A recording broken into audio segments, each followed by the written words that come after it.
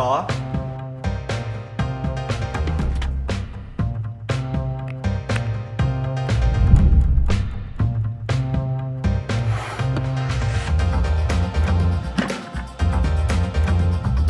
这本也打好了。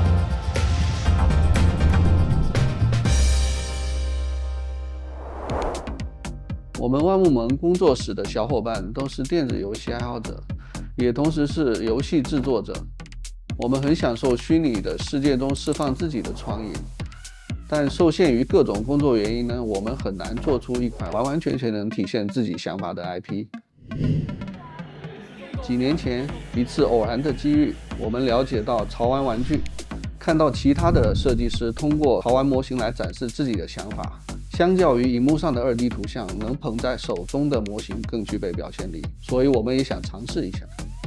我们希望以一组萌系形象出发，把它们串联成手办、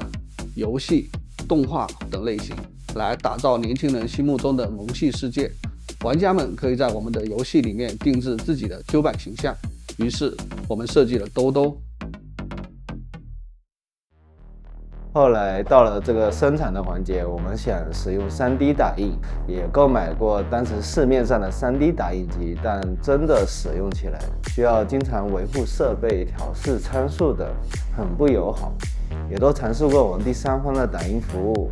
但样品打样、生产对接等等流程都耗费了我们不少的精力。经历了千辛万苦，我们才拿着打印好的白膜参加了我们第一次的潮玩展。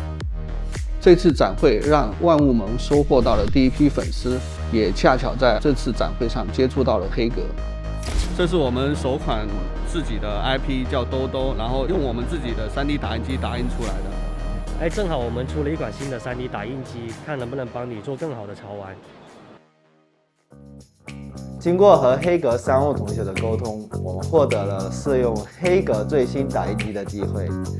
黑格设备的使用带有操作指引，令我非常惊喜。正比如产品介绍的一站式造物，不像以前一样我们要调试各种复杂的打印参数，就算是一些复杂的多曲面设计，打印出来往往都能获得很不错的表面质感和效果。即使不同的材料呢，我们同样能做到很好的装配。平时工作日一天我们就能打印2版图片，周末再用1天时间喷涂上色，再使用这个固化箱烤漆功能缩短它的晾干时间，我们1周就能做出实体完成的兜兜。这也让我们对小批生产有了更多的想法，定制出更多种类的小配件，可玩性会更高，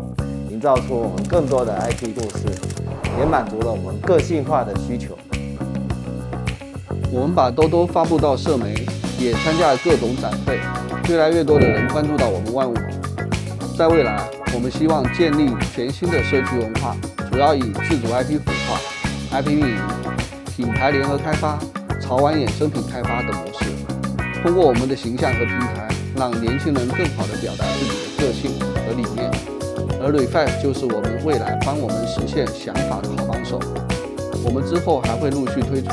小天使、小恶魔等万物盟系列 IP， 形态上也会越来越多元。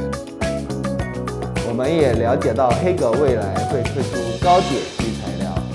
提高表面细节，还有软性材料，还原更真实的皮肤等等。有了这些的加持，在接下来创作中，我们会更加有信心，让万物盟的每一款产品都能带给玩家欢笑。